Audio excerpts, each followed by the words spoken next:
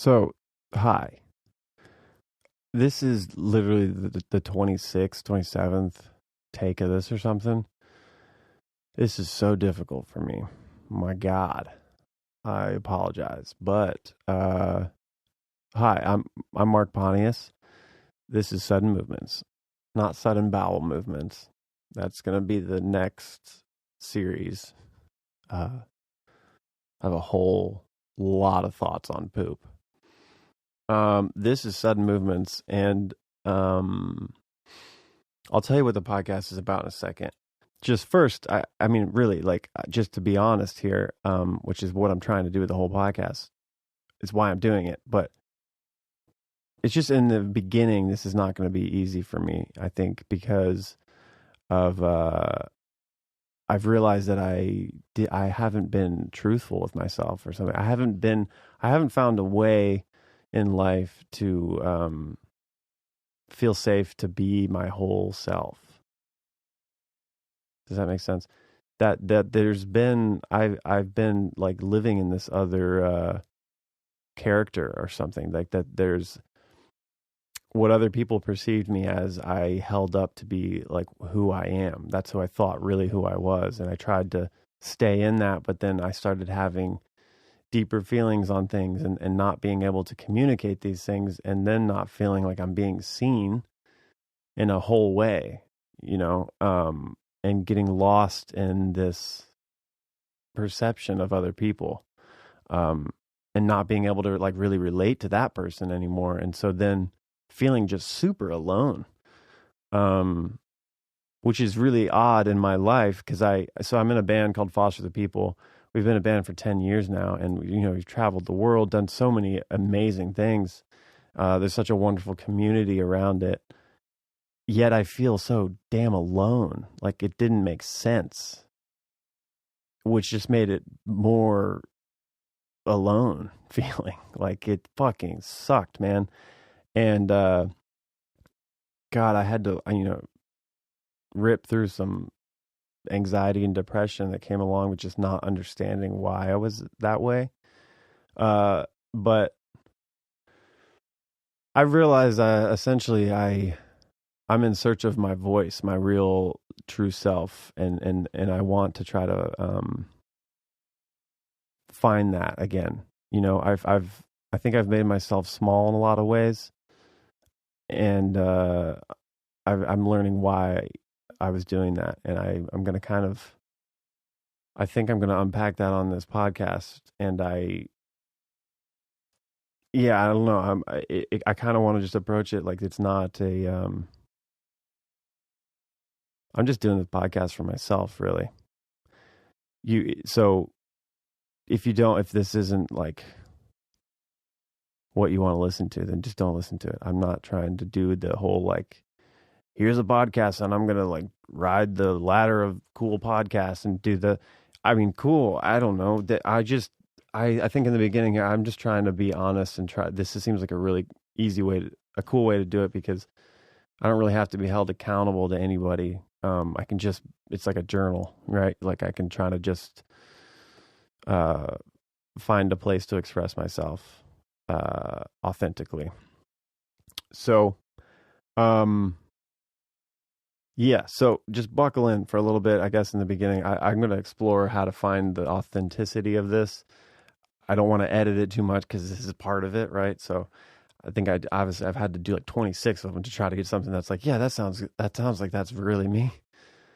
Because I've been like hiding behind this. It's like such a habit to live in this other perception of what you think people think you are, It's a weird thing to like deprogram or hack, whatever term you want to use.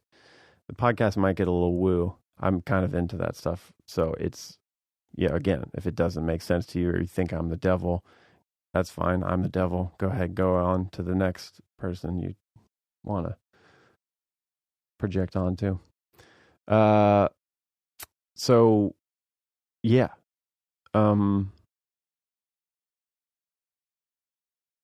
It's going to kind of be me like learning about myself on a podcast. Cliche, right? But I do think, so it's called Sudden Movements. Somebody else came up with that name. Thank you.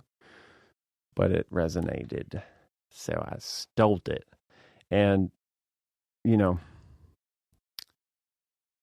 sudden movements, man. Anything sudden, I think, is interesting to look at why it is taken as sudden and what that means.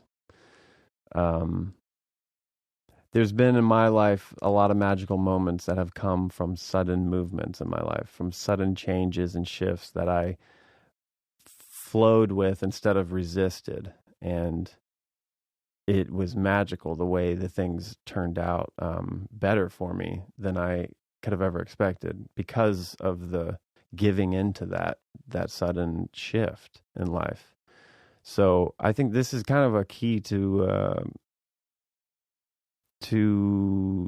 happiness and key to like finding finding things you want that you desire in life. Is learning how to flow with the energy of life that is trying to pull you and lead you into what you really do want. There's obviously a lot that goes into to that. It gets woo, man. But I think this podcast is gonna be a combination of interviews and me monologuing to a brick wall just in the microphone. But just also just conversations and dialogues with people that are interesting. And I think that it's cool to in a lot of these discussions, new ideas like come in the moment, and I love that environment. So the podcast is going to be a lot of that. But yeah, around creativity, creative flow, and how that also applies to like living life that way. I think we can live life as if we're being an artist with it. Life as a canvas to dance through life, and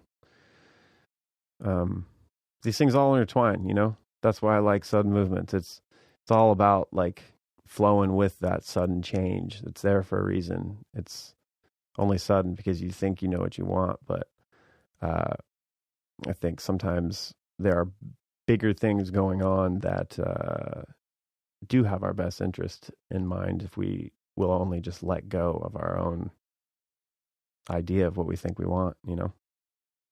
So this first episode, I decided to have somebody actually ask me some questions. I felt a little like I needed maybe somebody to hold my hand to get into this vulnerable space on a microphone and be authentic, because it's a habit of me to not do that and to hide from it. So I had somebody else ask me some questions. Her name's Jessa Reed. She's a comedian and a host of a podcast called Soberish. You should definitely go check that out because it is incredible. And she happens to also be my girlfriend right now. I know that's a bomb to drop on you. I did tell you in the beginning of this podcast, I'm just going to be straight honest here and be unapologetic about it. I don't live my life on social media super publicly and factually up to date. So I have been going through a divorce for a little bit now, and love is crazy, and you can fall in and out of it in an instant. There's a lot of things that happened within that I don't, like I said, I don't care to share on social media. I keep a lot of things private, but I do feel I need to tell you this is my girlfriend because it's pretty obvious. But we, I'm sure we can talk more about that later on this podcast. I don't feel the need that I have to explain all of these things to you, but I am very aware, obviously, that this is going to look a little crazy for a second if you assumed something else was going on. So that is what it is. That's where we're at, and I'm getting through a divorce, and I fell in love with somebody else, and that's what's going on. Sorry if you don't like it, but there's a lot of real, deep, honest love behind it, whether you believe it or not, and you can see that if you aren't triggered enough to walk away and not listen. But there's some interesting things to talk about here. I think there's a lot of what has unfolded in my life in the last year has been a and wild roller coaster, up and down, left and right, unknowing what was going to happen. But there is a immense amount of clarity and truth that I've found, and more love that I've ever felt for myself and for the world. I don't know, for everything. So that's that. Just letting you know up front that's what's going on. And I hope you really enjoy this podcast. She's a magical person, and so are you.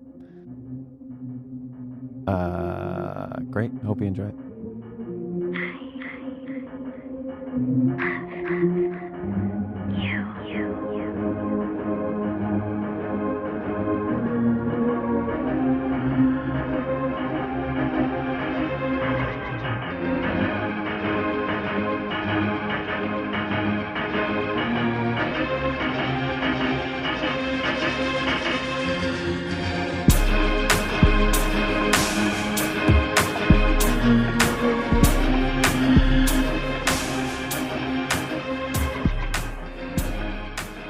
Hello, welcome to Sudden Movements. My name is Jessa Reed. I am your guest. I'm here today with your host, Mark Pontius. Is that how this goes? Yeah, you're gonna do your intro on my podcast from here on out. Yeah. Hello. I almost said my podcast name. Yeah. No, it's interesting to have another podcast host on my first podcast. I feel like you should just host this thing. You're better at it.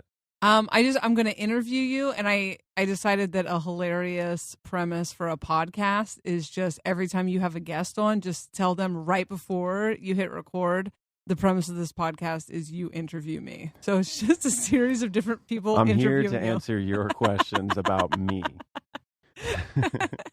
I know you're so curious. I feel like it's maybe... Yeah, you're technically going to interview me, but it's more like a discussion. But to be honest, it's me. Oh no, I'm struggling. You. Okay, well then you're going to interview me. But the point is, I'm struggling to just be vulnerable and honest on a microphone, and I need help with somebody else asking some random questions or getting a conversation started. So that's why you're interviewing me. Okay, cool. Because I brought a clipboard and these little glasses. Can I just talk like I'm your therapist? Sure. That's like my whole thing. Okay. Hi, Mark. Hi. Why did you name your podcast Sudden Movements? Do I need to respond to a raw shock block test first, or we're good to go? Do I need to sit on a couch? Yeah, just wait until I spill coffee on this couch, and then you can tell me what it reminds you of. Yeah. Well, you helped me name it Sudden Movements. I was just looking for that. Just looking for that credit. Everybody hear that? There you go. But it makes a lot of sense to me. I was originally trying to call it the flow or something like that, but the flow is I love the idea of creative flow. It's just kind of a cliche term, maybe. So Sudden Movements is a little more wide and abstract, but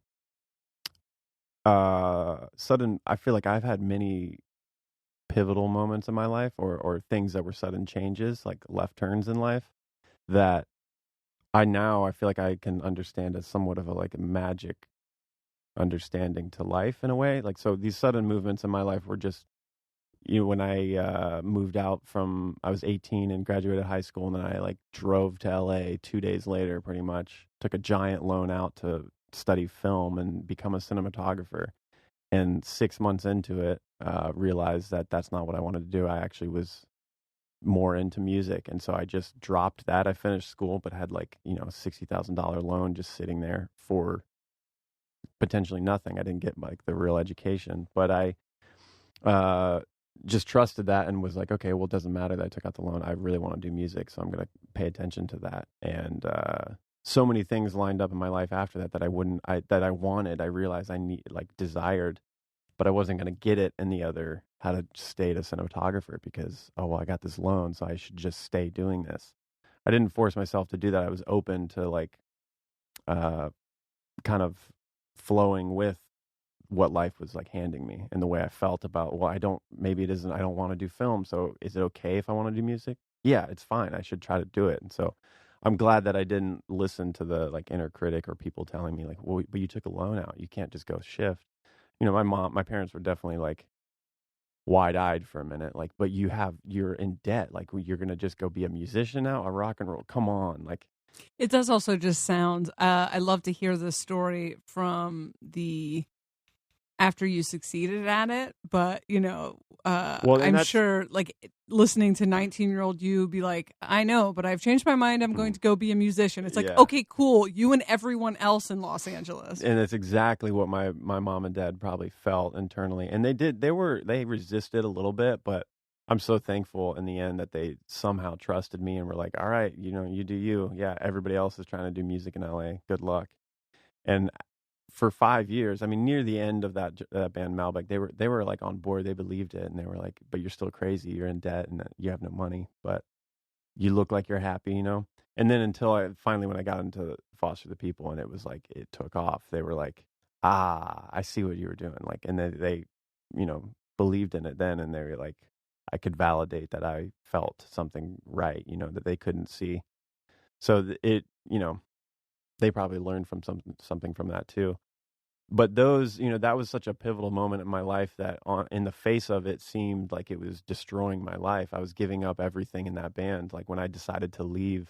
Tell me a little bit, clarify a little bit what band you're talking about. Yeah, sorry. I actually, because the first pivot was the moving to LA and then for film and then changing and doing music. And then within that, I did that band. I took it, that was like my career, that was my path, and I took it very seriously, threw all my eggs into that basket, and then it started to not make me happy either. I was like, I felt some kind of resistance that I needed to maybe leave it or change up my career path again or something, and I had to leave that band finally at a certain juncture again, in the face of like, I feel like I'm giving up everything that I had been working for the last 5 years. I put so much work into it. Now I'm at the point potentially where I'm having to say, it's not going to work. You have to give up. But deep down in, I didn't want to give up on music or on any of that. But in this vessel, in this like way, it wasn't going to work. So I had to say, okay, let's shut this down and trust that something else will work out. And I had already met Mark. We had been working a little bit while I was still in this other band called Malbec. So I was in that band for 5 years. And as I became unhappy and knew that I had to leave, when I did that, nothing was going on with Foster People. Like, we barely had a name, and it was Mark's project. I was in Malbec, and I was going to help him, and this is like a side project. But my main focus was Malbec. And so when I shifted that and said, okay, Malbec's not anymore. It's not it anymore. I don't know what is, but me and Mark were playing music, and mostly that was just healing to me. It felt easy and good compared to the band I was in. So I was like, great, I'll still keep doing this. But when I told Mark that I had left and that like I wasn't committed to that thing anymore, and I didn't straight up front be like, I'm committed to you 100%. I was in a in-between place of like, I don't know what I want. That doesn't work. I have to find myself again. I have to find something. Mark was able to then feel that, oh, I am potentially able to commit to him. So the band started to like churn up right after that happened. And then everything with Foster the People unfolded. Pumped Up Kicks was written. Got signed. We had management. We went on tour. Everything happened in the blink of an eye. But it was like, when I look back in the rearview mirror, it was that ability to let go of like how I thought it was going to unfold in Malbec and in this certain way, to really just like grieve that and say like, shit, it didn't work. Okay. I'm going to just be open to what happens now. And the moment I like took that out, I jumped off of it and said, okay, put it down. Everything started unfolding in such a detailed way right after that decision that it then launched me into the next thing. And so those are all sudden movements in my life, or were caused by sudden like feelings that felt like left turns and like nobody would understand. And when I would try to like talk to people about it, like, I'm thinking about leaving this band, I don't know what I'm going to do. They'd be like, you're crazy. Don't do that. That doesn't seem like the right thing to do. Underneath, I'm trusting something, some gut instinct in me that is easy for other people to convince you that it's wrong. But man, every time I just trusted that and went, it's like it unfolds in the most magical way, where it's like tickling that you can kind of get what you desire if you're just willing to let go of certain aspects of how to get there. It's interesting because I don't know that a lot of people would equate sudden movements with flow, but it really is. That is the nature of flow, because we want something, and then a lot of times we're getting it, but it doesn't look like we're getting it. I've had this experience so many times in life where if I was in a band for 5 years and plugging away at things and like kept getting my hopes up for stuff and then failing and whatever, at this point in my life, I would recognize that as what it is, which there seems to be these relationships in your life or these career things that feel like school. I call them apprenticeships. It's like an apprenticeship for the thing you want to accomplish. You're going from high schooler to I want to be a professional musician, and that's like your apprenticeship for it. Not only do you learn your skills and how the business works and everything else, you also clear out a lot of this like energy where when we want something, we come at it too hard. Does that make sense? So like, you probably got your heart broken a bunch of times in that band. You probably got your hopes up for stuff and it went away. And so that there was like a stillness in you by the time you were in Foster the People. I've heard you talk about it before, that like you kind of didn't care. And a lot of times when we're chasing our dreams, it is a lot like dating, to where if you get to the date and you're like, oh my God, I love you. You're the prettiest thing I've ever seen. And I want to marry you. I need a girlfriend. You know, the chick's like, whoa. But if you go there and you're just confident and you're like, this will be cool if it happens, cool if it doesn't happen, then it flows to you. Yeah. And it's like these sudden movements, when we get like too in our head, then this is something I connected with you about when I first met you, because like I make giant sweeping changes to my life very quickly. If something's not working and I get to the point where I'm like, oh, we are stale, we are stagnant, this is not working, this is looping, I just pivot. And I have a tendency to where some people will freeze or like overthink. I will actually just like, sometimes I get stuck in like a pivot, you know, until something catches. But that I've had a magical life filled with amazing experience as a result of just being like not working, boom, move to something else. Not that I don't like see things through, but sometimes what we see as seeing things through is just being stuck, and we're kind of stuck in that like. I think there's something too, like it's interesting you say it that way, because sudden, to me, so the way it seems like you're talking about it is like you can actually utilize the idea of pivoting, making a big change in life that will cause some kind of, it causes a bunch of things in reality to kind of like start to actionably come into play. So if you're going to like, oh, I need to move out of this place, then you cause like, you stir up your reality. Right. And then you follow your instincts to follow what you need. And so you kind of do it to yourself. But there's one way too of like, I feel like just the idea of so sudden movements is like when anything sudden happens in your life, it's sudden because it's different than what you have assumed was going to unfold. Right. So it feels, and immediately it's like, no, I wasn't planning for that. And to me, this is like nature's way of like providing you an out to something that you think you want, but like it isn't congruent with your soul or your deep feelings. And maybe you're not being honest there. So all of a sudden something comes into your reality, an option or something that's like, it feels so sudden and insane. But if you look at it in a certain way and you pull back on a little bit, it's like, it feels sudden only because I had a certain trajectory of I thought what would work. Inside, I know I still want that thing. What if I'm just misaligned here and this thing seems sudden because I was too narrowed down on like the way I was going to get to my desire. So if I'm open here, maybe this is actually going to steer me in a way that I do desire and I just don't know it yet.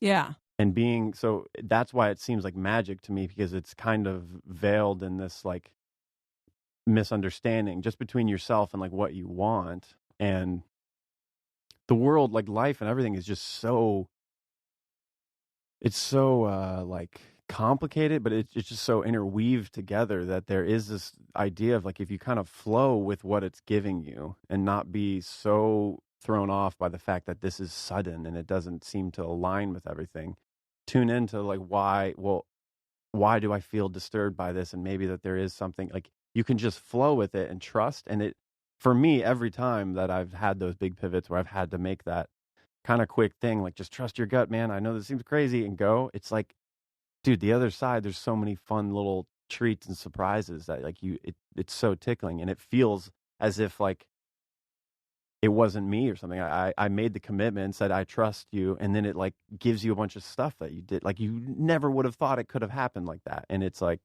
it's so magical, man. And I don't feel like, so I think as we, like, for me, as I've understood that, it is a thing where I mostly am looking for nature to provide me with that. If there's something that like it shifts and I'm like, oh God, this seems crazy, let me calm down for a minute and actually feel if there is something, some truth to it. Then you start to realize, like, wait, if I actually am feeling a little bit lost and foggy, what if I just try to switch up my life suddenly somewhere, and like, I'm going to change, maybe I'm going to go not live in this house for a month. I'm going to go try to couch surf with a friend for a little bit and see what it provides me as a sudden change in my life that maybe there's something here that'll come up that instinctually I feel is something good to chase, that will then swipe my life around and switch it up to find the truth again, because I'm foggy and I don't know where the truth is. So that's what's interesting about it. It's like I think sudden movements is something that happens naturally to our lives, like when it's trying to get us to wake up to the idea that maybe we're not happy and there's something else. But then if you start to understand this is how reality works, you can cause sudden movements in your life from a place that you trust. Like, hey, I'm going to give this one to you, universe. Like, find me a new place that like makes me happy, or find me a new trajectory that I can jump on that will, inspire me and make me find this happiness. So it's like so it's just such a simple phrase, but I think there's a lot of depth to what that is about. It's about creative flow, about being able to find a way to naturally tap into authentic inspiration as an artist and make art from your soul. You have to be able to follow these like sudden shifts in the muse or in your emotions when you're making art, and you need to be able to be malleable and not like take your own agenda so seriously. You have to let go a little bit. And that same interaction, that same relationship can be applied like in a macro way on your life, to just trust your instincts about what you're doing, and that there's nobody else that can tell you exactly what to do, because they don't know your whole life experience and all the things that you've thought about and built up to this very moment to make a decision. There's no way anybody else can fully encapsulate your brain. So it's good to get advice from other people, but at a certain juncture, you have to just kind of mute a lot of those things and remember that you're the one that knows the right thing for yourself, and just trust, man. Just jump off, and it's almost always better. Yeah, I feel like even like what I'm calling pivots is probably more adjusting of sails. A lot of times it's a decision that I make without making an outward decision. It's like, well, I'm clinging to something right now that's not working. And it's almost like an internal,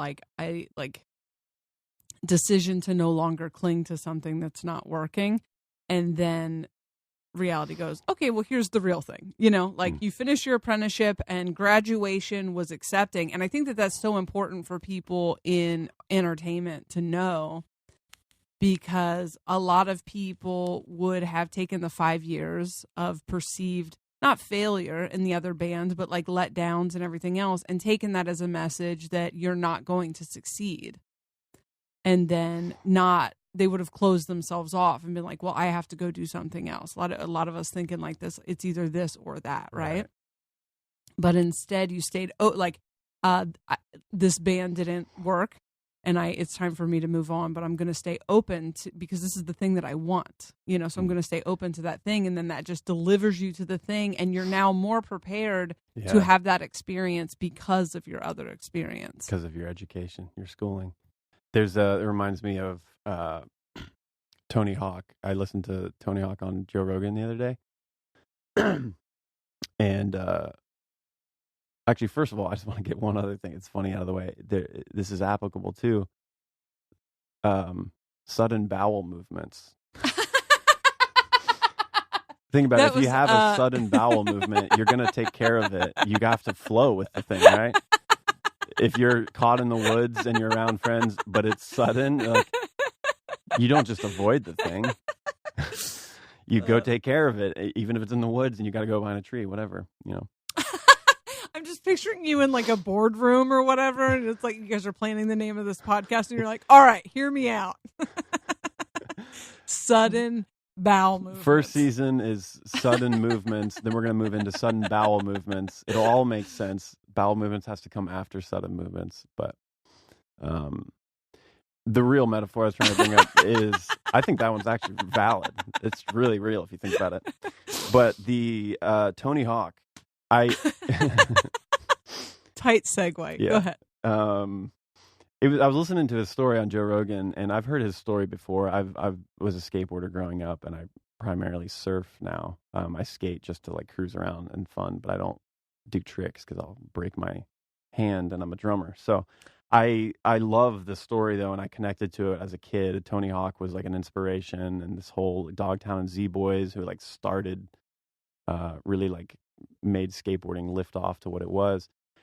He told a part of his story where he was like 14, I think, when he went pro, just by way of like, there wasn't even like a pro circuit really. He just was at the top of his game in his age bracket. So when he was like filling out the form in the like one of the competitions, he was already like beating everybody at his age. So it said amateur or pro. And he was like, well, I guess I'm pro now. And that's how he became pro. He just like checked the thing, and then he went into the competition. Skateboarding wasn't at the level where it was like, okay, to be pro, you have to be initiated into this thing. Right. He was just so good. And so on a lot of skateboarding, he was like kind of at the front of it. I mean, Dogtown and Z Boys like made it for what it was, and then he came in and blossomed as a vert skater, which was new at the time. Like skating in pools was all something that was just being innovated at the time. And he became so good and so quick that, he was like, by the time he was 17, he was buying a house, and he had just, launched into this adult responsibility, and had parents that were kind of helping him like not be crazy with the money and save it and stuff, but he's throwing it around and having a good time. There's no, like fucking 17, you imagine if your friend, when you were 17, if a friend had a house to himself. Right. You could never, you didn't have to wait for people's parents to go out of town to have a party at the house. You just go to Tony Hawk's house, have a fucking party whenever you want. So you can imagine that, like living in that reality, it's just a full on, everything's going to be fine in my future, And I think he even says, he was like, I didn't have any clue that I was going to lose all this at some point. But what happened was that it's not even because he was like irresponsible with his money. At a certain point, skateboarding took a dip, and it wasn't cool again. I mean, when it started, it was like the hula hoop. Everybody thought it was going to be a fad that like kids liked, and then it was going to have its time and go away. And it's as if culture really like was trying to make that happen, because skateboarding was mostly made up of like misfits and like kids that were not fitting in culture anyways. So it's as if like the adults wanted it to go away. Right. And the funny thing is that they started to like make it illegal to go and skateboard in pools, and they shut down some of the competitions and ramps and stuff because it wasn't becoming cool. It's a dying industry. He's like, all of the money he was making were off of his royalties of like selling he had like a skateboarding company, so selling his merch or whatever. It was something that like the royalties started to go down because the industry was failing. So there's nothing he could control. But he still had this like, and as at one point, like he talks about like the vert skating and all this, certain part of skating became like not cool. And then it opened up this avenue for skaters like still wanted to skateboard, and there were no vert ramps or like pools to go skate, so they started to go into the urban landscape of the cities and figure that they can ollie up onto this rail on the stairs and skate down it. And so you couldn't stop skateboarding. It was just like, now it blossomed into the underground that nobody can control anyways. They didn't need a fucking competition to go skateboard or go into the pool. They could just go down the street and like rip on some stairs and have a good time. So skateboarding, then it went into like a downfall where it kind of like fell out of the limelight, but in the underground, it was still blossoming. And so Tony Hawk describes that at a certain point, like the royalties went down, and he started to like he was going to have to go get a job. But not one point in his mind was he like, okay, well, I guess skateboarding's done. I need to figure out a new career. It didn't even dawn on him. He was like, no, I still skateboard. It's just not working right now. So he in the interim of like being a skateboarder, making skate videos, he learned how to edit video. It was like right when nonlinear editing is coming out, so it was like you could edit on a computer, and he became good at it and enjoyed it. And so when it went down like that, he was like, "Well, I'll start editing videos for people and make some money." And so he did that for a while, but then continued to skate on his own in the urban landscape and vert and do all of that until the X Games came out and lifted skateboarding up again in a weird bubble. It was like all extreme sports. It was like bungee jumping, all these weird things, and then skateboarding was in there. But it provided a new place for skateboarding to have a light and not just be in the underground thing. And then it blew up into, he rode through all of that. He was able to ride and like still have a passion about skateboarding and not be faltered by the fact that the industry around him was falling to the floor. It's like he knew that didn't really matter. It was just a wave that he was going to have to ride through. And sure enough, Extreme X Games, like Extreme Sports, I think they called it in the first year, and then it became X Games, created a new place for skateboarding to become like a respected sport. And because he had been consistent, he was like still on top of his game. So when vert became a big thing in X Games, it was like he knew how to go ahead and be the best at it.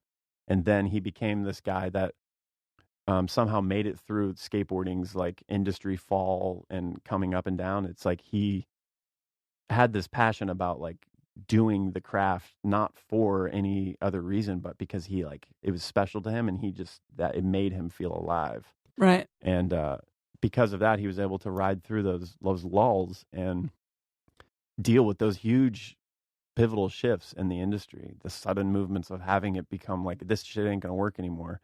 It didn't matter. Like, he still rode through. And so he's the only one that like you can see from the beginning of skateboarding. Well, not the very beginning. He jumped in like in the 80s when all the Dogtown Z-Boys had already done the work to innovate the sport. But he then rode from that 80s era and then to the 90s, and it dipped, and then comes out on top now. And he's like the most iconic name in skateboarding, the music, the video games and everything. But it was just purely because he had this like stable, unshakable relationship with his craft that was like so genuine to himself, and it didn't really matter what whatever anybody else did or said. It was just, he held it, you know. Yeah, I feel like the idea of failure, the way that we perceive failure as a period at the end of a sentence rather than just a part of the process, really kind of determines what kind of experience you're going to have when you're going after something, you know. Also, like, what have other people done before me? You know, it's another big one where people limit themselves because of roads that have already been paved for them. So, how soon after you left Malbec were you in Foster the People? It's hard to remember exactly. I feel like I left the band. I was living in the music studio that we were renting. It was cheaper if somebody lived there. It had no windows, but I was young, so I wanted to live there. I lived in that studio with no windows for like 4 years. But I left the band, and then I felt like I needed to get out of that studio, so I started couch surfing, and staying with a friend primarily in a garage. And it was maybe a month or two of like doing that and genuinely trying to like let go of that band and find music for myself. I was just trying to make music on my own to see what I could do, because I had learned a lot of production and stuff in that band. And during that, me and Mark were starting to kind of create, like, take his project a little more seriously. But it was primarily him peddling that and really going into it. Again, I was like pretty doubtful of it. So there was I'm guessing it was like 2 or 3 months in between me being in that band, like leaving it, and then us committing to like a tour and getting signed. Yeah, just a couple of months. But there was a fringe of me and Mark. We had a relationship for a while there, so that was a little bit longer. But again, my motivation to leave the band was not to go into that band. Right. You can ask Mark that. I resisted it for a year. I mean, like, we were on the road, selling out things, playing huge festivals, and I was still like, this ain't gonna last, man. This is what happens. The business like blows smoke, and we get burned. Like, I didn't take it seriously. Do you think that helped you in the long run? Exactly. I mean, it goes to what you were saying earlier. It's like I didn't give a fuck, and I every time every time some success would come our way and they'd blow smoke, I was like, yeah, I don't care. I really don't fucking care because I had been convinced it didn't work. It was none of that. You couldn't trust that. I could only trust like my internal instincts and if I was happy doing the music. And at that point, I wasn't like totally healed from the other band, so it provided a lot of uh, strength to just not be to take those things too seriously. Like somebody saying that we are the best band in the world. Like I didn't believe that. I believed that we were making really good music and it was honest. And that was really the thing that got us through and got us to success. I mean, we were able to Mark made that song in 2 days or something, and it was so genuine and honest that like the labels knew they needed us and we didn't need them. Yeah. And that was a huge lesson in being in Malbec is like the whole time we needed a label to believe in us so they could give us money so we could just make our art. But at this point, I had so much trust in the music and in Mark that it was like the music is right. Everything else will work in time. And every time the labels or people would come and say, "Oh, we want you," I would just be like, "Yeah, I know you do. We don't need you, but let's figure out a plan where we can work together," you know. And Mark had that same distaste with the business at that point too. So we both knew how to kind of like hold clout and keep the ball in our corner as long as we could. And that was why we had a really healthy relationship with our label for so long. We're leaving that now just because that's not any hard feelings. It's just because we know enough now. We can be independent. We don't need that. But it enabled us to not get like manhandled through the business of it. Like we were able to really hold our ground and work with the label in a way that was like very collaborative. And a lot of that is just not giving a fuck about the game that is played in these industries, the entertainment industries. It's set up. It's like fucking set up with gates to water down creative authenticity, you know, I think. And that's a lot, I think, of what I want to talk about on this podcast in time is the elements around that are, they work for the business side of art. But I just don't think business in general like works in the art world. There's too many rules. There's too many stipulations you have to follow when art in itself is like a wild animal. It's not ever to be boxed up with rules. The most amazing artists that have ever done things that we hold up still to this day, and they like are icons as artists. Nothing was ever like conforming to culture, conforming to what their industry was doing at the time. They're all outcasts, and they were all like miles ahead of what culture was doing. Right. And that's what art does. Like art, I do think that if we look back into history, it's like a lot of artists were miles ahead of the culture, and in time culture conformed to them. They didn't realize it, and it took years and years, but like we look back and we see that those icons put a flag up in that thing, whether it's painting or music, and then everybody else wants to be like them and cater to them, and so then everybody follows that. But then the thing we forget to like mention is like in the moment, right now, most artists are trying to emulate people of the past. And so all we're doing in doing that is lifting what they found as like an authentic thing in their soul. We're creating something for them, essentially. Yeah, it's a strange compulsion to copy something, like rather than celebrating originality. It's like, this is what people like. And it's like, yeah, they only like it because someone came out with it when it was original. Why don't we cultivate more original stuff? But because it is a business, they're looking for that surefire thing, and it just waters down so much of the. And the business is driven by they put on the radio what has been proven to sell or been proven to give numbers and you make money. That's the first judgment on if it's going to be on the radio or not. It's not really to a point of like this. Listen to this song. This is like moving me, it's moving you too, we should put this out. That is a thing sometimes, but it primarily is the music comes to the door, and then they line it up with the equations of what's trending right now, what has worked just recently, let's do that. I mean, God, with our band, like it even happened. Like the only reason I have this perspective is because like going through it, I sensed certain things happening at certain junctures, and I could see the cards people were holding, even though they were saying, "Oh no, this is what we're doing." When we became a band, like for so long, there were people saying, like, listening to our music and liking it, but not giving. Like Mark was peddling, he was doing his solo career with a lot of these songs that were on the first record for Foster the People. They were Mark's songs from years ago. The industry had turned down multiple times and said no, and kind of bit, but no, no, no, until finally, like Pumped Up Kicks was undeniable, and then it threw us into the limelight, and we went down that road. And then there were like, I would say honestly, we were on the like coattails of MGMT. They had already come out, and like what we were doing was similar to what they were doing. So they kind of opened the door for us to be able to then have some like ears to listen to us.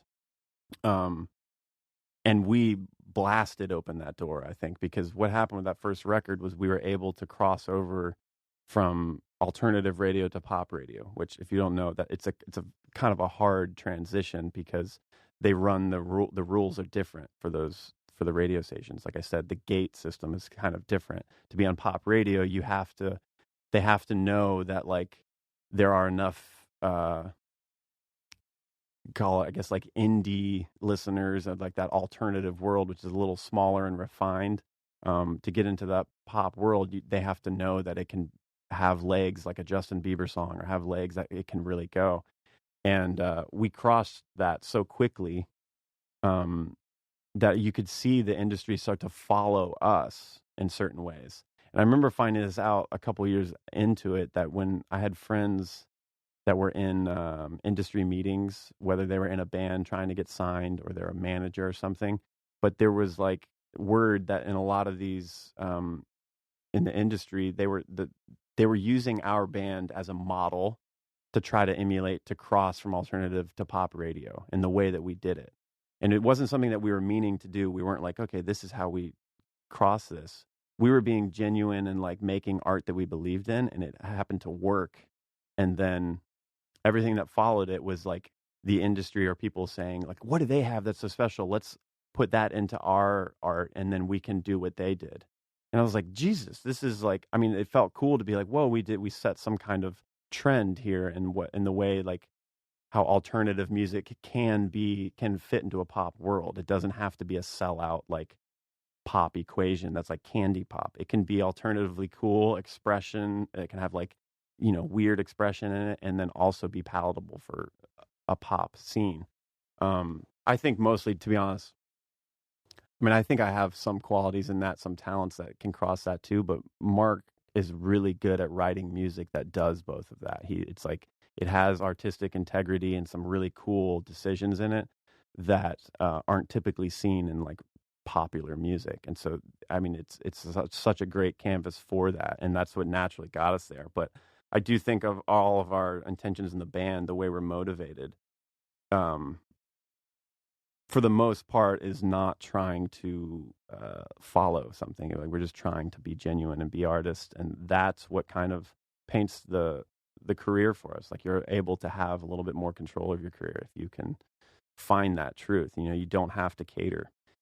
Even though we did have to at a certain point, like by fulfilling an expectation that the label had of our music and our ability for the music to cross that bridge, go from alternative to pop, and like recoup records, all these things that are pretty tough to do in the industry. Most of why we were able to do it was just because we were focused on the art. We didn't traverse it and try to like hack the thing.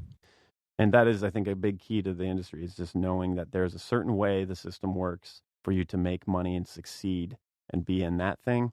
But that, if you play the system by the rules that these industries have like laid out, there's a high chance that you're not going to sustain that. You're not going to be able to last through it.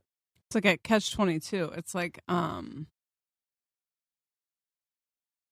think the people that are most successful don't do that, but it's very difficult once you start to get some attention. It's like you make the thing because the thing makes you happy.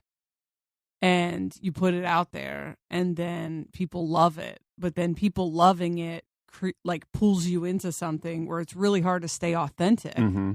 Because there's an expectation there that now comes. You know, with somebody, it's wild that like our fans, you know, if they hear a song and it changes their life or in whatever way, there's a thing that kind of happens there where you've become now this person that has, or this band that has helped their life, and they want you to be that way from now on. They want you to be that person that helps change their life. If we make a record, the next record, and it happens to be off kilter of what that person was originally attracted to in the song, or that changed them, it's as if we've like offended them and not done the thing that they want us to be again, you know, because that one time it happened. So there's a weird expectation. I wouldn't think that these fans are like thinking that in their mind, but it is a subtle thing that's happening where you feel as an artist like you have to uphold this expectation. Like you've helped people by making good art that like moves them. You want to keep doing that, and the real way to do it is to continue to be honest and vulnerable with yourself and make the art for yourself. And that's what will communicate to the people that need it. But you get lost in thinking that, especially if there's like time constraints on, okay, we need this second record soon, where you're like, okay, well, I got to go down and start focusing on making art again. But it's really difficult to not have that chattering in the back of your head of like, well, our first record was so great and it affected so many people and all these fans love us now. The second one's got to be at least as good or in that same vein. You know, it's so loud throughout that whole process. And I do think a lot of people get lost in that and make themselves small and start making art that isn't really genuine anymore. And this is when you get into those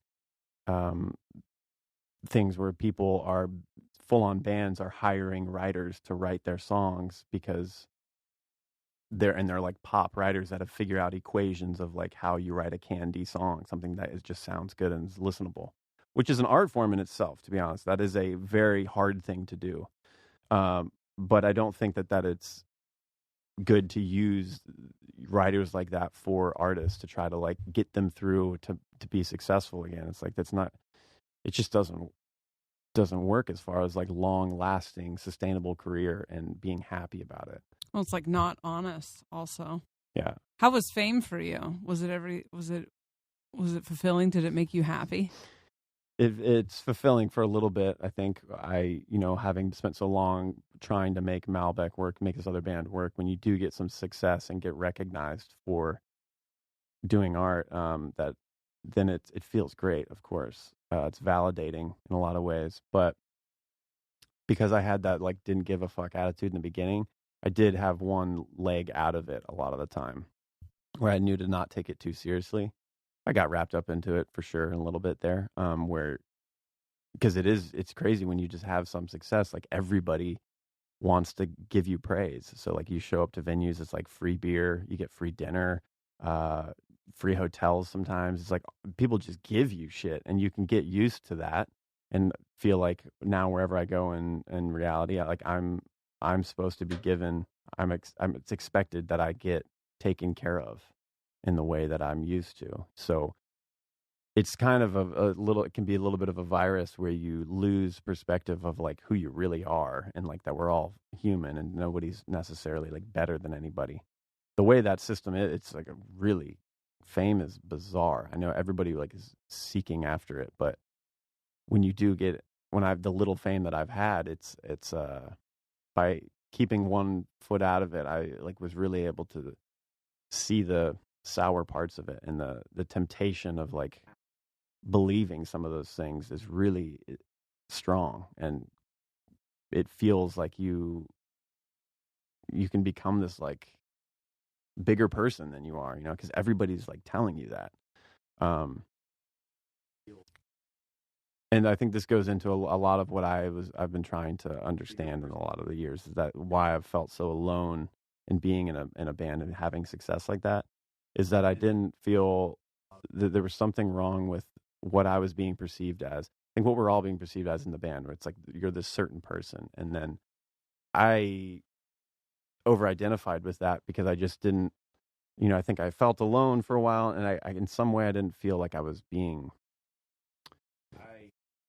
seen for like some truth that was more than just this, like, I'm this guy in this band, I'm the drummer in this band, and I'm a good looking guy, popular. Like, there's way more to me that I haven't been able to feel, I guess, in some way, like, feel comfortable with expressing. And because there weren't a lot of people that I felt like could see me, so I was going to have to like over explain certain emotions that I was having or certain perspectives because, I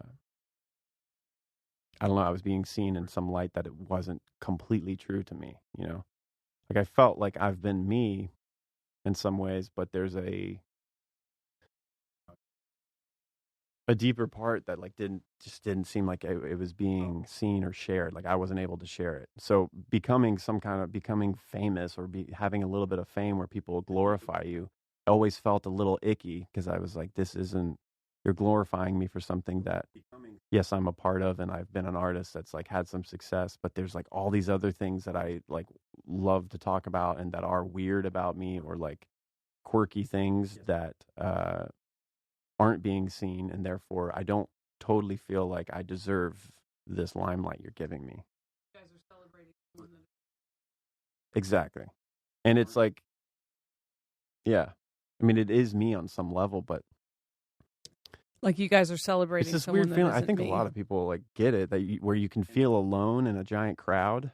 Like, everybody's probably felt that, and that's, to me, it was like that all the time for most of the last 10 years. Like, it was just a very difficult, it didn't feel genuine in some way. I felt like at certain times I was trying to be genuine, but really, like, at this point, looking in the rearview mirror of how all the difficulties and stuff, it's the most prominent thing is that I just pretty much, I didn't feel like I was being seen. And that's, I don't know why, and I can't like explain it all quite yet, but that dark alone feeling was like just debilitating at a certain point. Like, I couldn't make sense of it.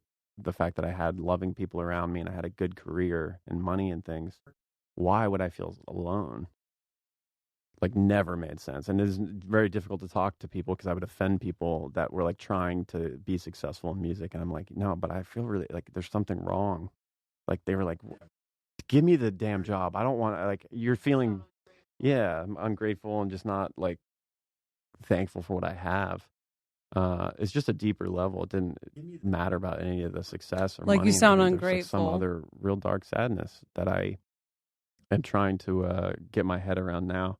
I feel like I've gotten my head around a lot of why it was happening, but I didn't realize how small I had made myself, and that it's really difficult to just all of a sudden be honest after having had such a long time of like habitually making myself small to cater to what other people thought I was, and that I didn't want to stir that up too much. But after a long enough time, it's like, that's just not being honest and not communicating. So what's helpful in that? I'm just going to perpetuate not being honest the rest of my life and just live in this like bubble of what people think I am.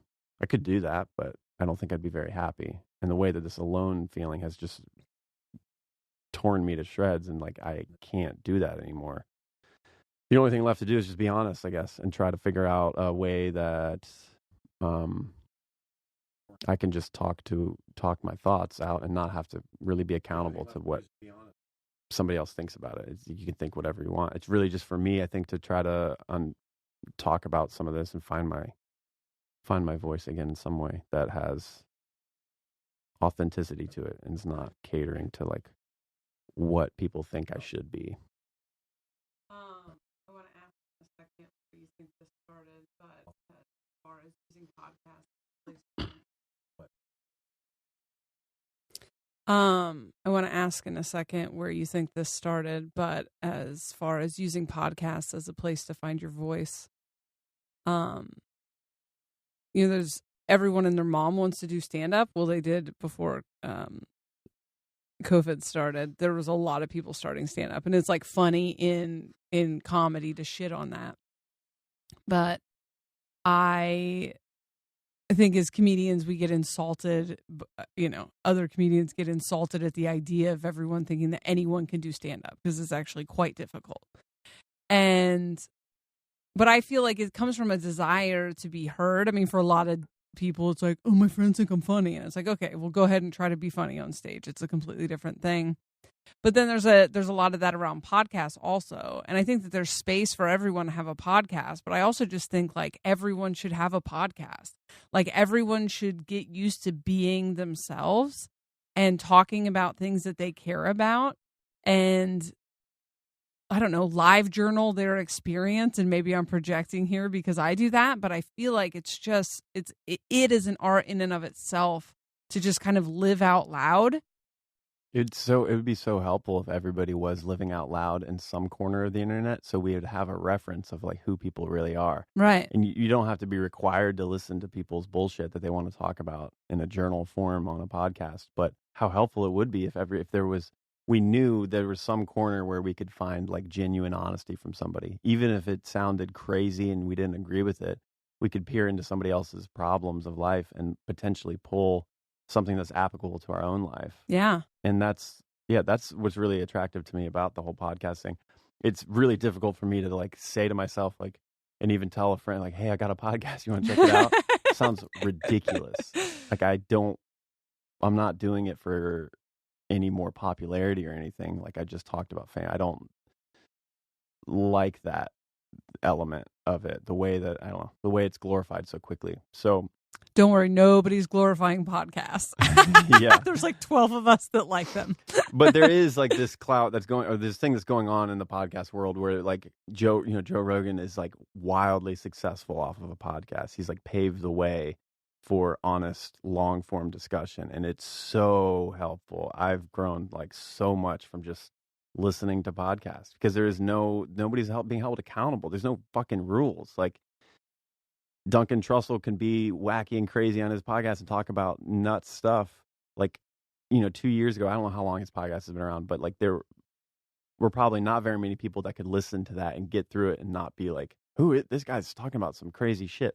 Now it's like one of the most popular podcasts, and he has a Netflix thing, and it's like, because he's speaking his truth. And it sounds crazy to some people, but there are a lot of people that do resonate with it. So that means that there's, no matter what you have going on in your life, as ridiculous as it may sound to some people, there's a lot of people that's going to resonate deeply with, and they're going to learn something from it because they're going to realize like, oh shit, I thought I was the only one feeling that, and I was trying to hide that away. Now there's somebody on this like public platform on a podcast saying it, and people are liking it, and people are learning from it. Like, I can do that too. I should just be honest. It's such a cool. I agree, man. If everybody had the podcast and they knew it was just it's like a journal and it was just for themselves, then that's so powerful, man. I think there's nothing to hide behind.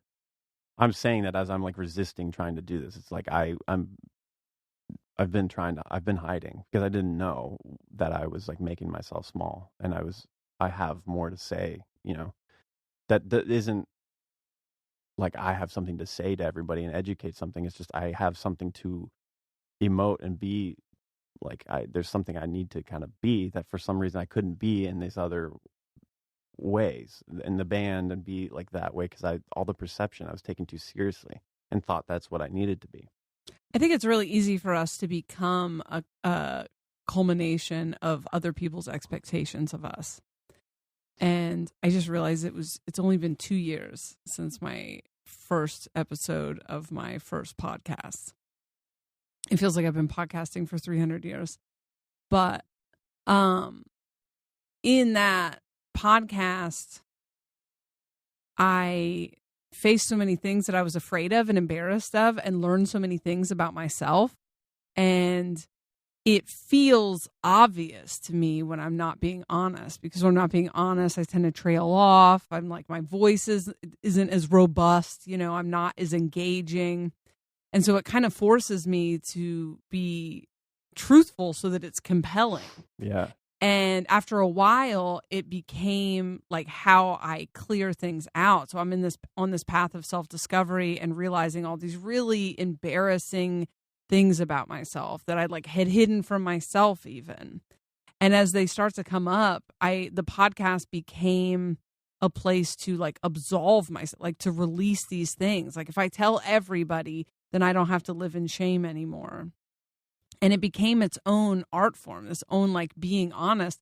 And it really just kind of was for myself. It was just like the art I was creating. I didn't expect for it to take off, and I don't know that I care. Like, I didn't care. It was that thing again. Like, I'd already had a good, like, I didn't care.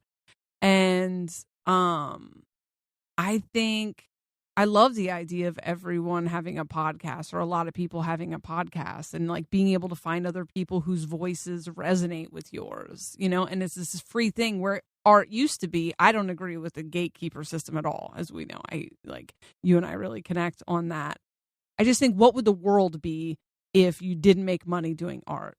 How rich would the landscape be if people were just making art and money didn't exist? It's so watered down by the business side of it. Yeah, and I mean, I gotta say, even for me doing, trying to do this podcast, like I've done, 25 different like takes of me trying to be honest. And the crazy thing is, like, you start to tune into yourself so much where I'll talk for a half hour, whatever, try it, and then listen back.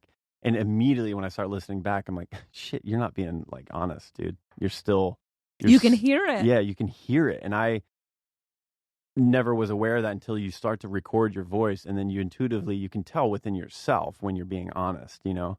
And it's embarrassing how many times I was doing it. I was like, you're still not doing it, dude. There's nobody in here. Just do it. Just fucking talk in the mic like be honest, as if no one is listening.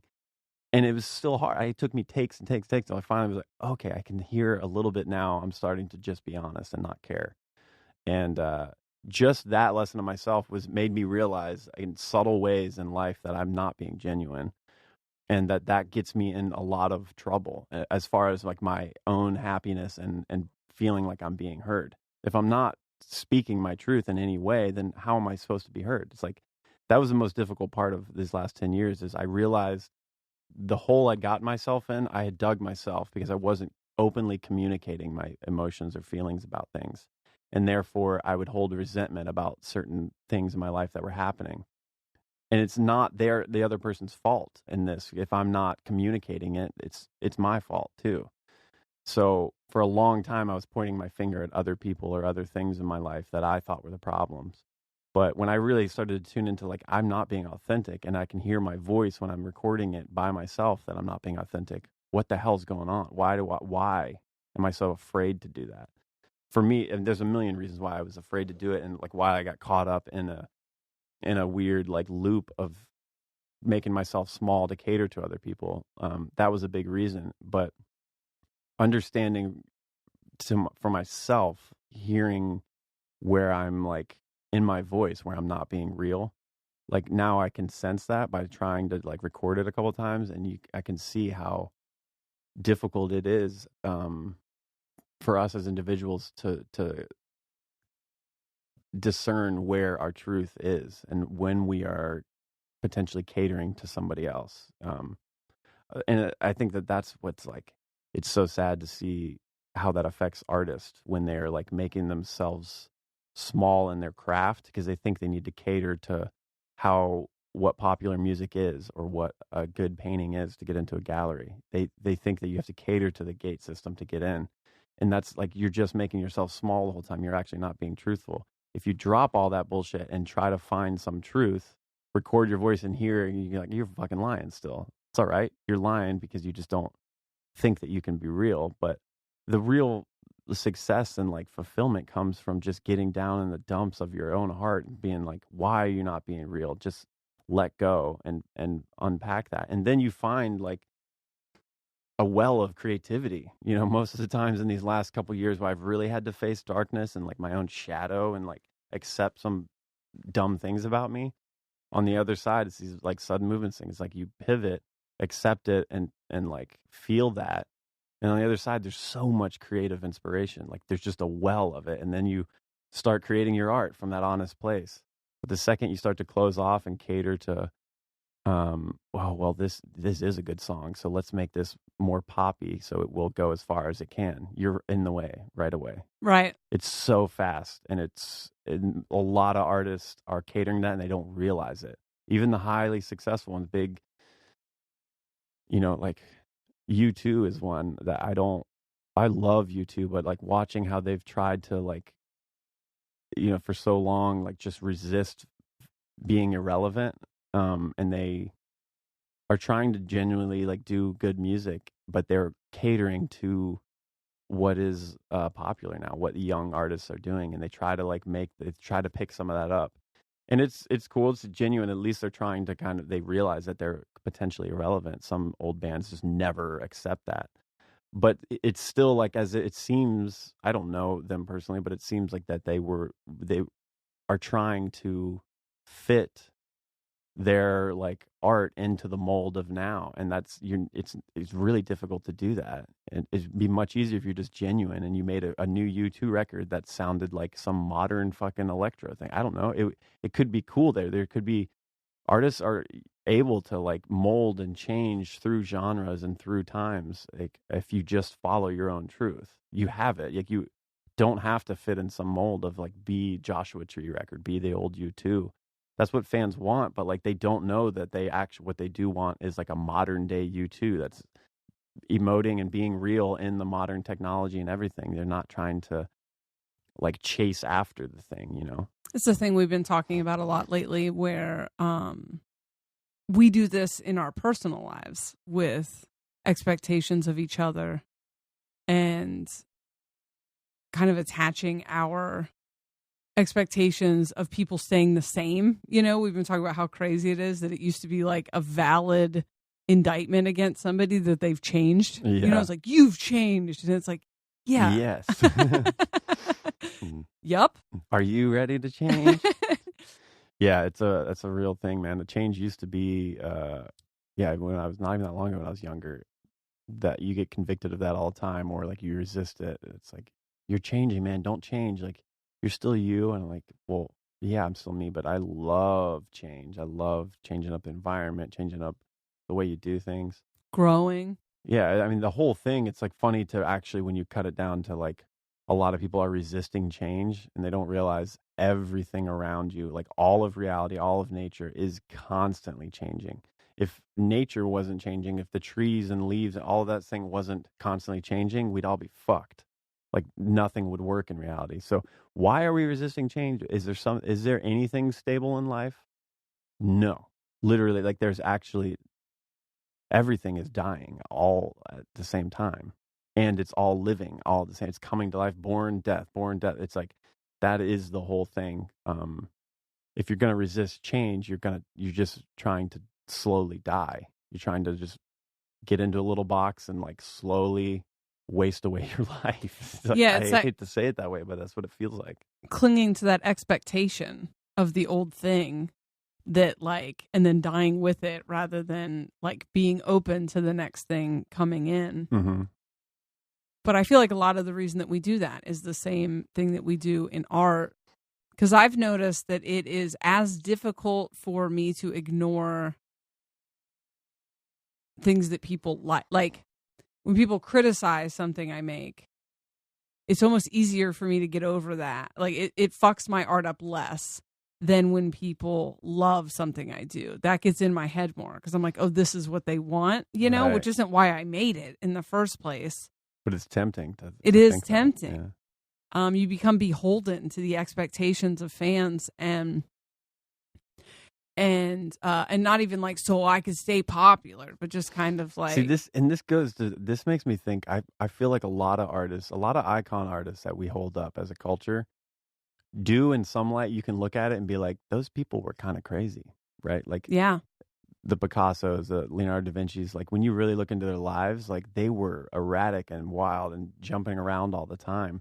I almost wonder if this is like, some of this thought is like, gets me caught up sometime, is that there is an aspect of looking at the way art doesn't fit into any business model. It waters it down. You can't really ever tame art. Like it's in its nature to be doing something that isn't congruent with culture. It's like constantly evolving and changing. So when you have artists that like tune into this and they know that they find the genuine like original art within themselves and they get successful, they become crazy. They look crazy and mentally unstable to the culture because they're internally actively resisting every praise that you give them, every criticism that you give them. They're protecting themselves, and to do that with like that amount of energy and pressure coming from a huge culture of people will make you mad because you're trying to protect this precious thing inside you that everybody else, when they praise you, it is fucking with your expectation now, right? Right. You're that feels good that you like my art, but now I potentially am going to cater to like I don't want to let you down again, so I need to make something to that caliber. Again, if I'm thinking like that, I'm not in touch with my true heart of like what you want to make next. What if the thing I really want to make next is going to be something completely left field to than what I just made, and that potentially is going to ruin that person's expectation of who I am as an artist. These are all like crazy head games that I think smart, intuitive artists do feel, and to defend that you got to look wild and crazy, and that you like one day you're making this beautiful painting, the next one you're making it's like it people don't get it, but that doesn't matter. Like you're on this path of like exploration within yourself. You're gonna constantly be making original stuff, whether people like it or not doesn't matter. You're gonna get to the next one and it's gonna be original. So I think that there's like, and one way you can look at it, like this resistance that art can't fit into business causes some good catalyzing inspiration and passion around making art. It just requires a very stable and strong artist that knows himself and knows where the special magic comes from. It doesn't come from anybody else. It's only in yourself. And there's certain ways that you kind of do have to protect yourself to the perceptions of other people. And that looks like someone's insane. From inside the culture looking to that artist, you're like, what are you doing? You don't even, we said you're so great for these paintings, and now you're making like paintings with a fucking dot on it. Like, what are you doing? It's like, Right. they don't understand it. Well, this is perfect. The person's like actually being themselves. That's a great allegory for existing in Yeah. a society. Yeah, exactly. It's difficult. It's like not easy to be trying to be honest and truthful to yourself when you know some of those things don't fit into the cultural norms. But again, if you look in history, I really think you can look at it in a way that you could say art is leading culture in most ways. Absolutely. Culture follows the art. So why are we trying to make art that follows the culture when it's never worked that way? It's a natural need to try to control things. And it's the thing that makes you irrelevant. It's the thing that makes you, because it's only if you're following a trend, the trend only lasts for a while and then there's a new trend. So if you're following backwards, you just, okay, let's follow this trend and we'll make a record that way. And then we'll wait to hear what the culture says is the next trend and we'll make another one. Then you're just like behind the culture. All good art is ahead of the culture, and that's why it blows people's minds. They're like, how did you see that? So there's no way to do it backwards. I mean, again, you can, but you're just playing a business game then. You're making your art just a business. You're not innovating and changing your life and other people's lives. Right. Speaking of art, do you want to talk about your property here? Yes. He lives in a piece of art. Yeah, I guess that's what it's become. I didn't, I mean, I moved here to get away from LA and get out of the like hustle and bustle life because I was on the road so much. I was already hustle and bustle, and I couldn't feel like I'd really come home and like check out.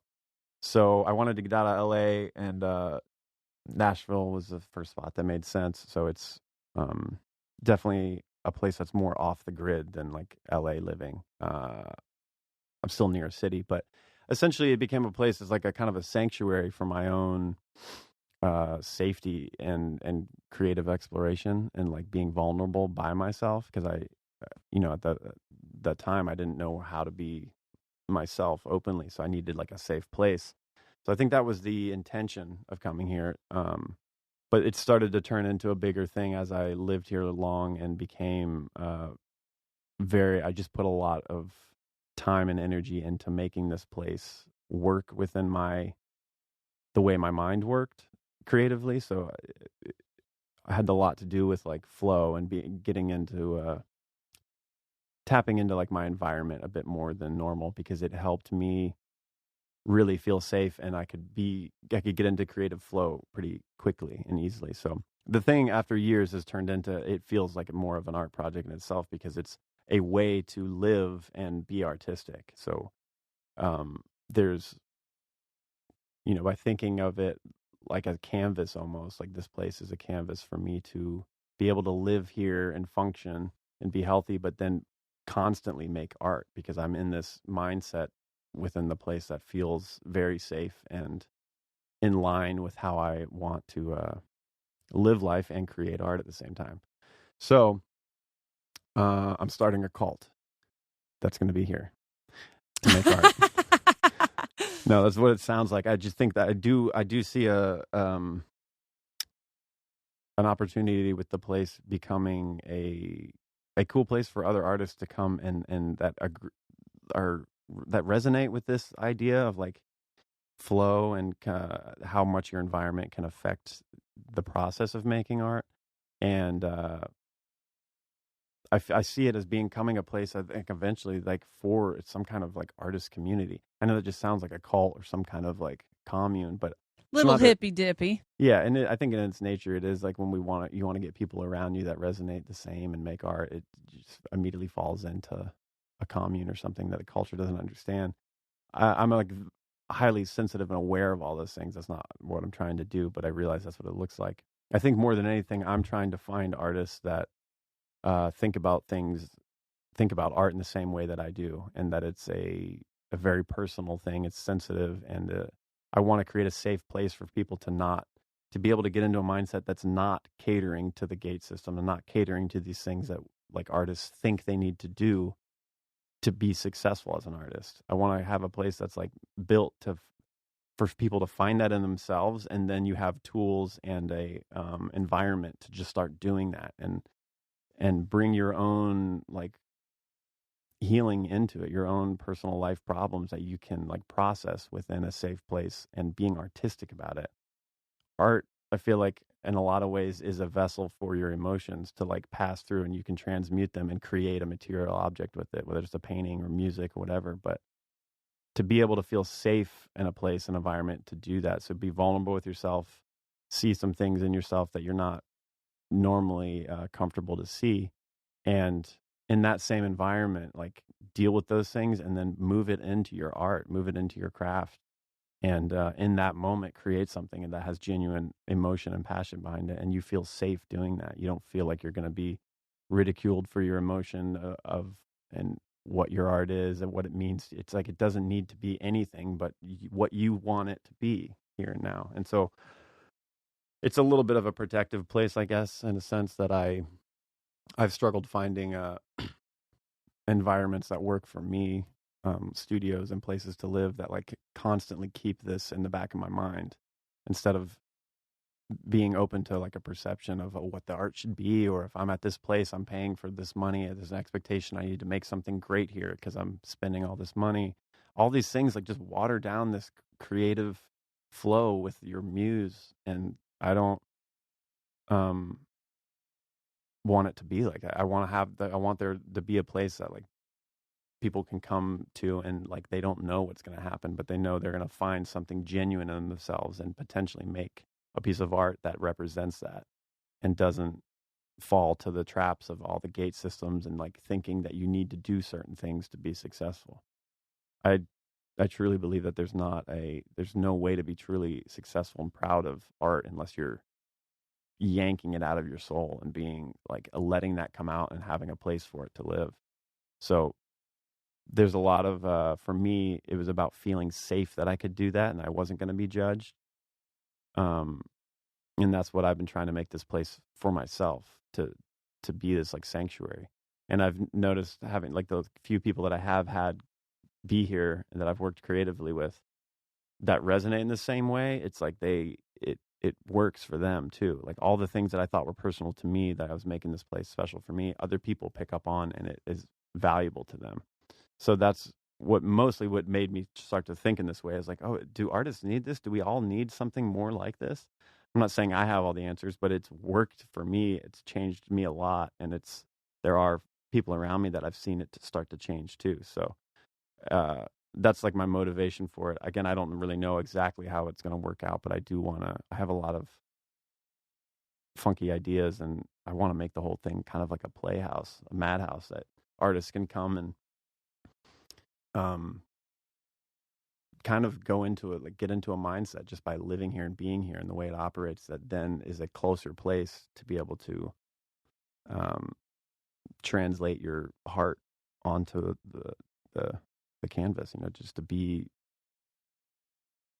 genuine and real and face things in your life and make art from it. I don't know. It's where it all comes from. So it's a sensitive thing. It's not easy. I think it's not easy to be vulnerable and be all that you are, like with people around sometimes. So yeah, that's kind of what this place is, and a long explanation of like what I want to make it. I kind of am calling it Hinterland for now. What does that mean? Which means, I don't know the exact definition, but it's basically a hidden place, a place that's behind a known place. So it's kind of, and that's what it has been. So up until this point, is kind of a hidden area that I haven't, expressed. I haven't told a lot of people about in this way, because I have been protecting it, and I wanted to keep it hidden a little bit. And maybe moving forward, it has this like hidden nature to it. I mean, we are in the woods in a kind of a corner, but more than anything, I like that the idea that it's hidden makes it feel safe to people. It's like this hidden spot nobody needs to know about, where you can go pour your heart out and make some cool art, and you don't need to tell anybody about where it was. It happened for you, and it was a special place. The fact that it's hidden keeps it a little protected. You love that mystery. Gotta love that mystery. Mystery has done me wrong, and I now feel a need. I do have to go back and kind of get, like I'm trying to be honest on the podcast, is just try to say that some of that mystery might be a little bit wrong, but it's mysterious in a way that's what I like. It's anybody can pick up what they want and think what they want of it, but I still have the ability to be like, that's not me, because I'm over here. Can you tell me something about you that you've had a hard time communicating? Is that too vague? No, it's not vague. Unless you're trying to get a specific answer from me, I might not be giving you a specific answer. But I think,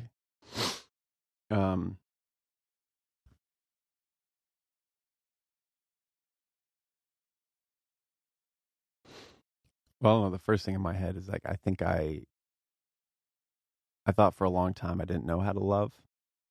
Or I didn't know what love, like the exchange of love or something. I didn't,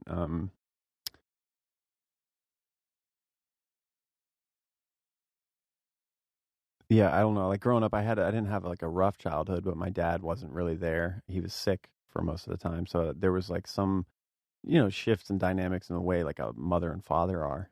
My mom was kind of both, but none of this stuff really stuck with me too long. But it definitely like makes me have to look back at my life sometimes in a way that's like, maybe there's something I wasn't paying attention to because I wasn't feeling like I was seen then, and I created this thing. So a lot of ways I can look back and be like, maybe I don't know what love is, because my dad didn't really give me a good example of like what a man does when he's loving. Is a very complicated way he was loving. So I think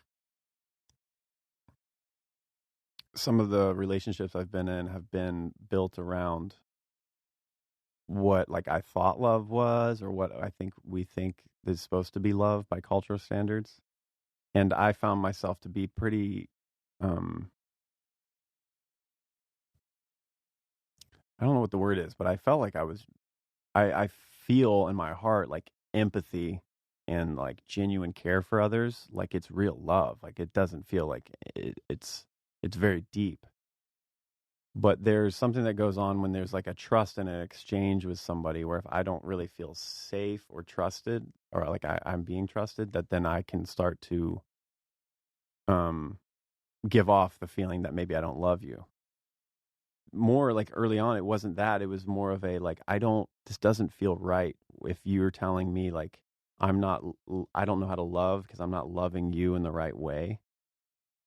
I couldn't get my intellectual mind around why I had resistance to that. Like so I would be convinced sometimes that like I am bad at love because I'm not doing the things that you tell me you need for love. it felt like a little bit inauthentic, or that was going to be, I could find a place to be authentic about it, but it felt like it wasn't coming from this genuine place where it just didn't feel like that was going to be me loving you. I felt like I had to be, it was better for me to be honest and try to like point out the thing and let them find it than to be like, okay, I'll just love you like this. It didn't feel real. But I've been told many times that was like a fault, or like, yeah, but if you're not loving me how I need to be loved, then I'm not going to be fulfilled. And so then I'd be like, okay, yeah, well, you're right. So am I not loving right? Am I too self-absorbed? Maybe I need to do those things, But so it's just wild. I don't know. I've been told so many times that I don't know how to love somebody, but like certain people that I do have relationships, friends and family, like see how I love. And there are very few, but they like get it. And there's an exchange there. And I love them more because I know they're seeing me. And I don't feel like I need to be false with them ever, or like say, okay, I'll do this because I know you need that. It doesn't really, like, I can be real and the person sees that's me loving them because I don't want to make you small. I want to empower you, So I do feel like that I don't know everything. I'm not like perfect, but I do think I was loving people more than they thought. And I, for a long time, got told so many times that I wasn't. Like, I believed that for a while. And the more I got into my own shit and having to like process my own things and be vulnerable, I could sense that more and more. I was like, damn, I am being loving. Like, I have so much empathy and so much care for people, and a lot of people don't see that going on. Like, but I am like feeling immense stuff. I just don't choose to cater to some of the like false things that people think love is, I guess. Like I said, I didn't know I had any truth to that. I had to like figure it out when I looked back, because so long I was being told I wasn't. So that's kind of a difficult thing. I mean, it's always like, I can see how I get angled as being somebody that doesn't love right or something, Yeah. What, I know I don't know what was your question? Was that I wanted to know some things that you wanted people to know about you. yeah. I mean, that's just one. There's plenty. Yeah, that definitely wasn't the one I was going for, but Yeah, but I think that's good. That's a worthwhile conversation to have, because I think, collectively we are all becoming more aware of what makes us tick. And as you know, I don't shut up about how much of what we do is to seem good to other people, and not when we are just good. But a lot of what we're doing is like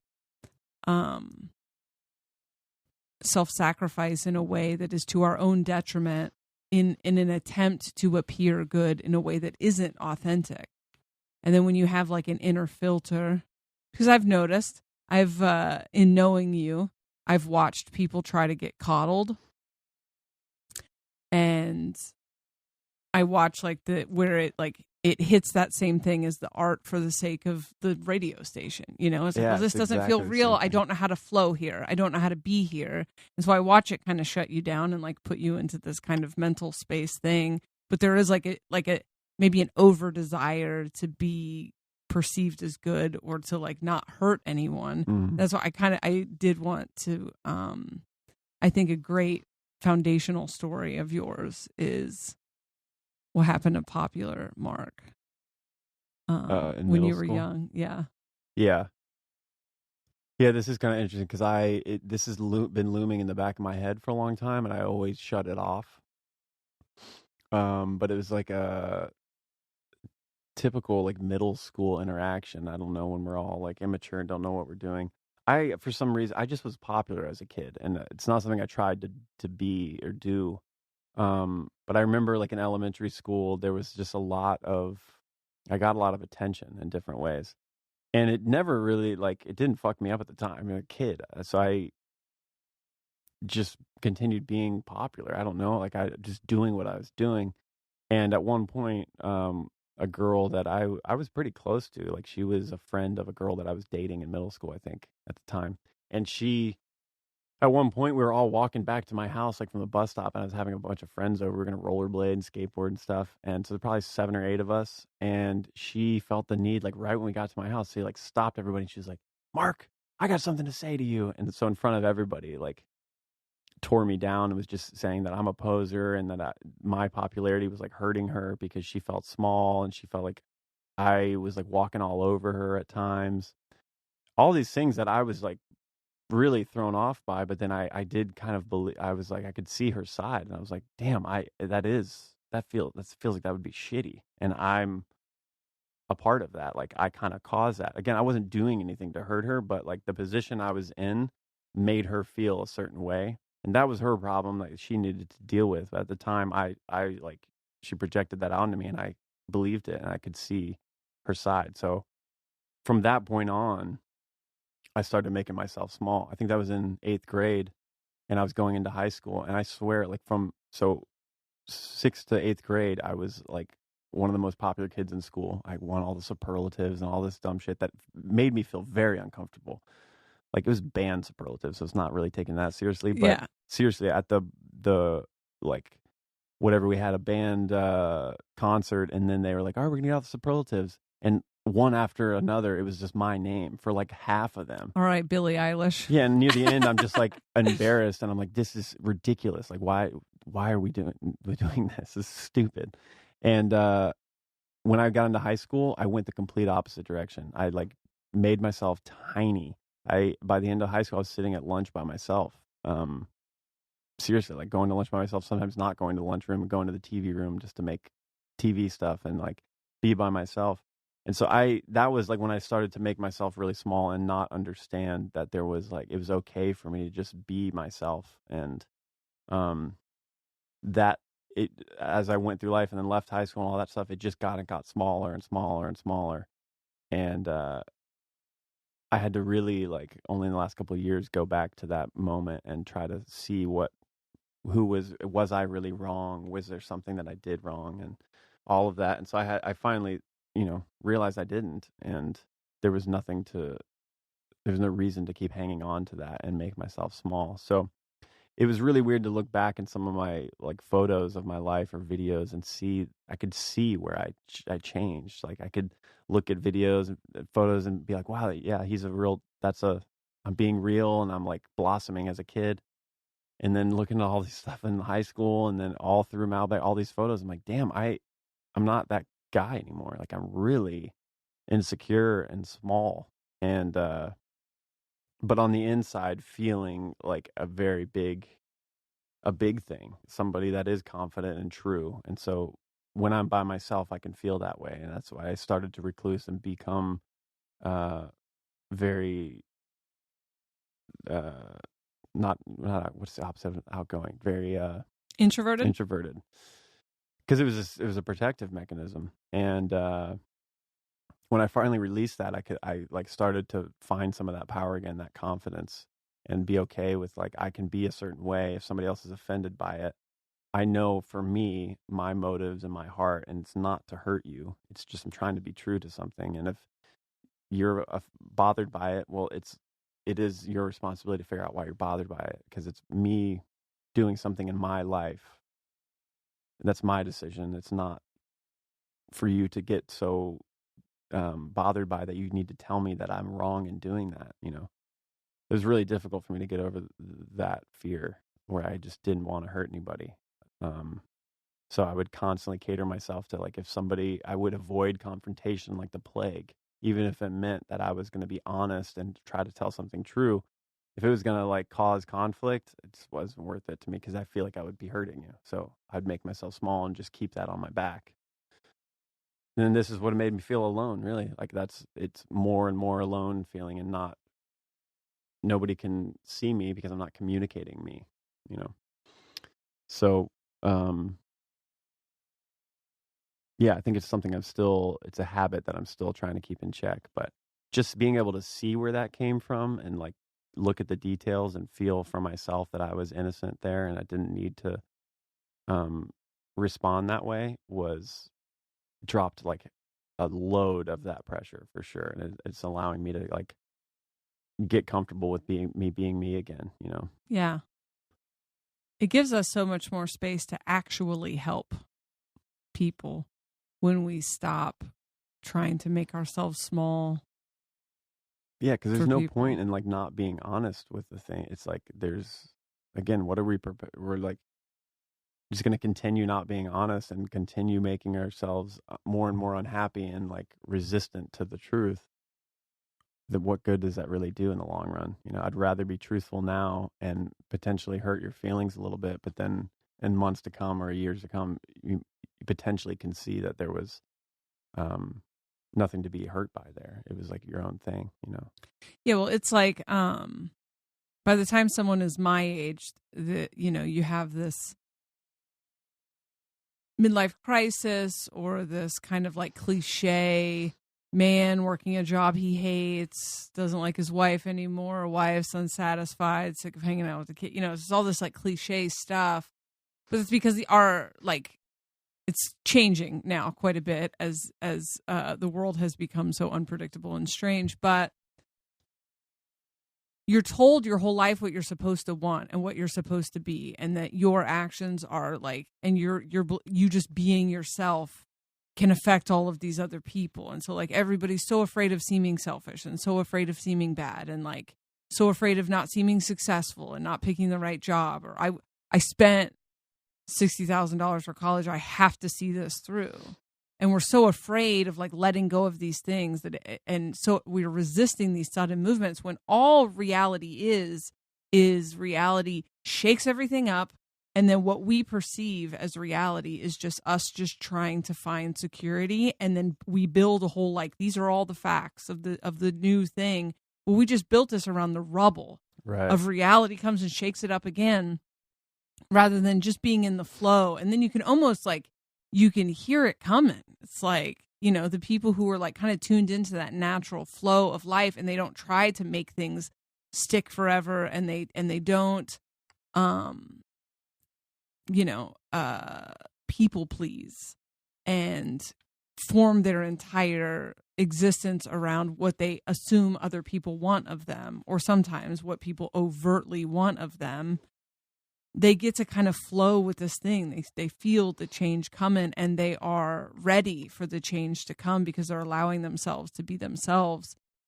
But it's not afraid to be like wrong too, right? And make a mistake, and is all part of it.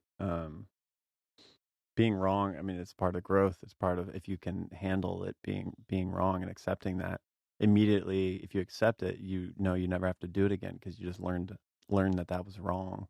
Right. And resistance to that is you can't always be right. There's no right or wrong. I like that it's not ever this and this or that. It's this and that. You can be wrong and right at the same time. You can be true to yourself, and sometimes that's going to make you the asshole. Yeah. And sometimes you're the asshole anyway. There's so many things set up in society where something's legal, so we think it's okay, or there's a law about something, or like a lot of people agree on something, and it doesn't line up with like my personal integrity or morals at all. And it's not even a moral. It's like morals are your own personal code of ethics. That's what integrity is. Like, what are your lines that you don't cross? That doesn't mean you don't evolve into having different lines, but like, what's important to you? What makes sense to you? Not what looks good. It's all just virtue signaling when we are like, well, this is what everyone else thinks is immoral now, so now I don't do it. It's like, well, what do you care about? What do you think is important? It's an interesting thing with the internet right now too, that the fact that everybody has an opinion about everything and everybody can vocalize that, you pretty quickly get into a thing where there's no way to talk truthfully about anything, because when you try to say something truthful, then it gets torn apart of like, that's not politically correct, man. You can't say that.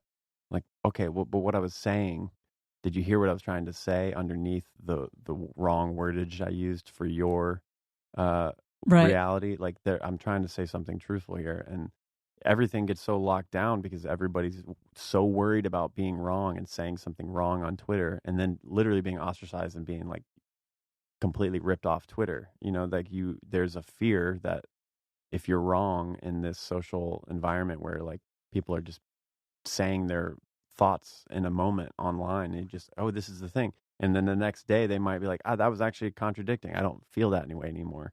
There's no space to like have a little bit of a like paradox unfold, and somebody says something and the next day they realize, oh, well, actually there's more to that. This is also true, which contradicts that. So let me talk about that. It's like, that's an amazing thing to see somebody like traverse that and be okay with contradicting themselves.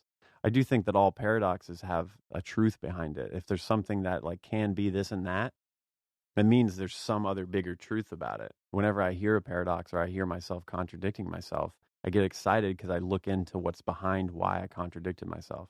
Why did I think that was real at one point, and then 10 minutes later I am looking at it from a place that's maybe that isn't. That means that if those can both be true, what is the truth behind that? And that is endlessly, like, you grow from it. And you can see a bigger perspective of why somebody over here can think that's real, and somebody over here can think that's not real. Those are both valid. They feel valid to me. So can they both exist, or is there something beyond this that we're all not seeing that needs to be talked about, to say, like, maybe these laws aren't right because these people feel genuine that they have resistance to this and these people don't. Can we change the law so there's a higher truth to it? Right. People are so terrified of contradicting themselves or like potentially talking about a paradox, but it's like, that's the fucking magic to it. If you find a paradox, you've found some other higher truth or higher like perspective. So look into it, and then you come up a rung, and then you can now understand more. You can hold more paradoxes in your mind. So it's funny I was resistant to it a long time too, but it's funny to still see people like so resistant to that when it is the thing that catalyzes growth and change. I think we get there. I think the pendulum is swinging. Yeah, definitely. So I don't really know how to end podcasts, but you do, and you typically say, where can people find you? Oh, excuse me, don't take my microphone. All right, Jessa, where do people find you? Wait, hold on. Hey, Mark, where do people find me? I don't know. Where do they find you? Where did you find me? You're right. They can find you at jessareedcomedy.com. You also run a... Nope. Wow, it was a miracle. Huh. You are giving them my email address, which I guess makes sense. Did I say at gmail.com? No, but it's Jessa Reed is my website, but it's not 2007. So nobody needs my website. Jessa Reed Comedy on Twitter and Instagram. On Twitter and Instagram. See, I always hear the first part, right? I found you on fucking Soberish, so I don't care. Yeah. What's Soberish? Soberish is a podcast about consciousness, and it's weird, and I don't recommend that you listen to it, but it's also not named very good for what it is, but weird, wild, wacky stuff about higher consciousness, awakening, whatever, delusion. It's satire. Sweet. You can find me here. I don't know yet. I have an Instagram called Fat Horse Ranch, but I'm trying to get something set up for sudden movements, this whole thing. I don't have anything yet, but yeah, you figure it out. We'll all figure it out. You're literally here. I mean. Yeah.